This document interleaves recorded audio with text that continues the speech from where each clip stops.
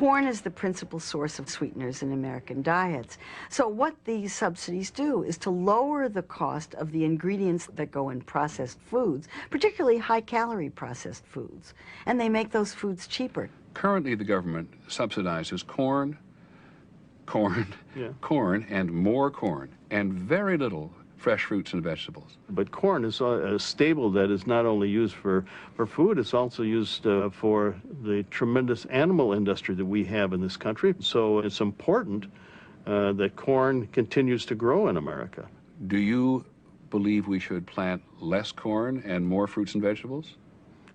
Well, you can't make that determination from Washington, D.C. The government already controls the way food is grown, processed, and consumed in this country.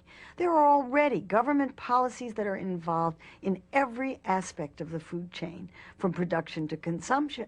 We want the government to be involved in personal eating behavior in a more healthful way. Here's another example of a massive government subsidy which contributes to obesity: soybeans. Most of the soy that people eat is not in its healthy form, such as soy protein, but in the form of oil, including cooking oil and margarine. Soybean oil is the largest source of added fats in the American diet. As for fruits and vegetables, if Americans were to follow a healthy diet, the Department of Agriculture says that nearly twice the number of acres of fruits and vegetables would have to be planted. Why do you think fruits and vegetables do get so little support from the federal government? Oh, I guess you could say our lobbyists aren't as good.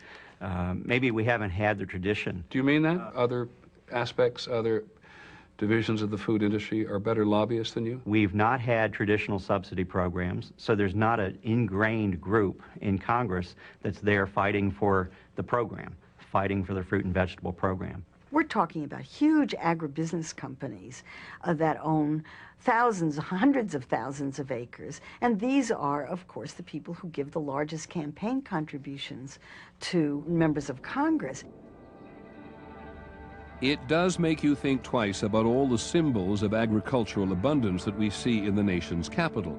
A reminder of how important subsidies are in the political system and how hard it will be to change that, whatever the impact on the nation's health. Do you hold the Congress accountable for subsidizing the wrong foods? No, I do not. I think that is a decision that Congress makes, and I'm not going to criticize Congress on the decisions they make as far as food products. Why do you think no one in government has made the connection between agricultural policy and obesity?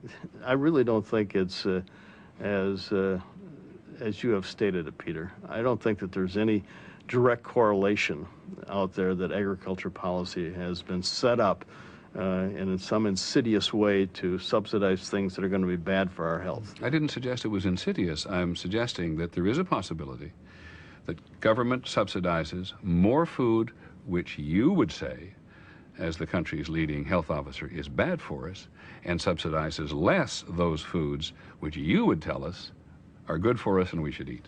And that has also been throughout the ages. And Congress has made those decisions, and they're political ones, as you know, Peter.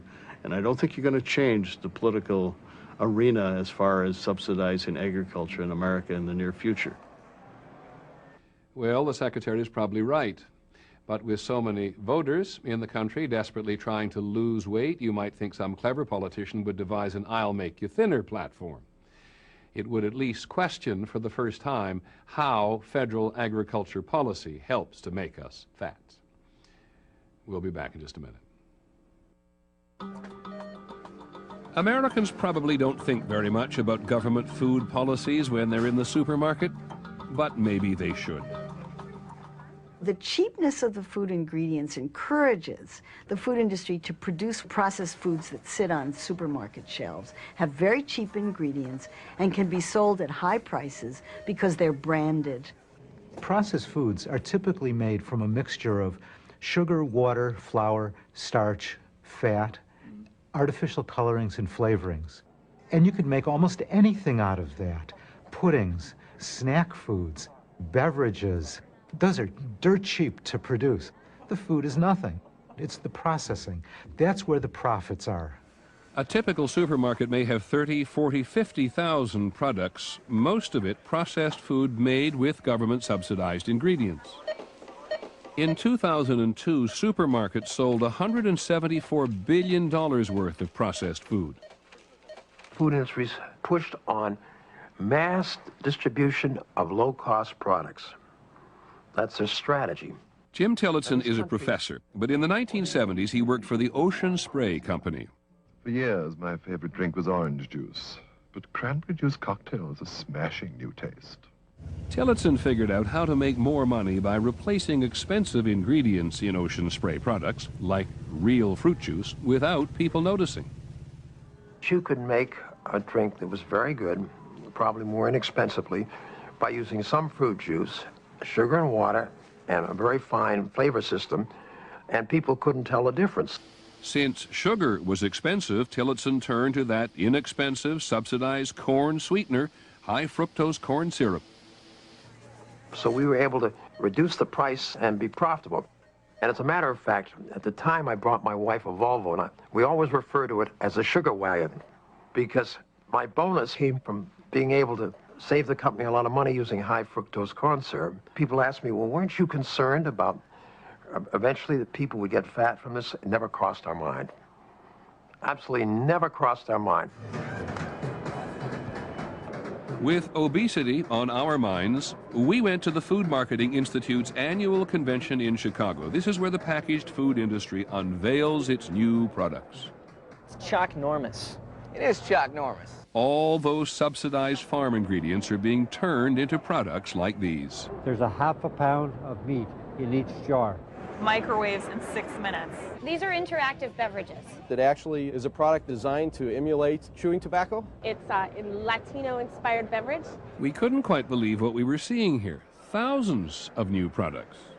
What I like to say is Yoo-hoo is like an everyday sort of thing, 3 or 4 times a day, whereas your Yoo-hoo double fudge is more like a dessert. Free samples, we're giving them away today. And while a lot of the products looked familiar to us, everyone was telling us that they had the newest thing. We have over 100 new products. It's Sprite with a little tropical flavor, and for us, that little sense of newness. When you look at all the products introduced by the industry in recent years, one thing is absolutely clear. The vast majority are foods that Americans should be eating less. Meal, dessert. So it's like your post-Yoo-hoo Yoo-hoo. If you look at the new foods that are being marketed each year, probably 90% of them are packaged foods, very often junk foods. The tip of that food pyramid, what you should eat less of. Last year, there were more than 2,800 new candies, desserts, ice creams, and snacks, and 230 new fruit or vegetable products.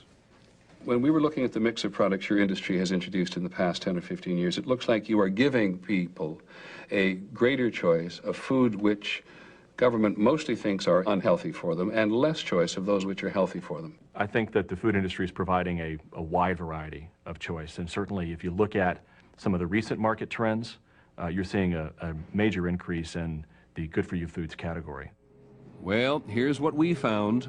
Of all the products introduced last year, thousands of them, only 131 of them even claim to be reduced or low in calories.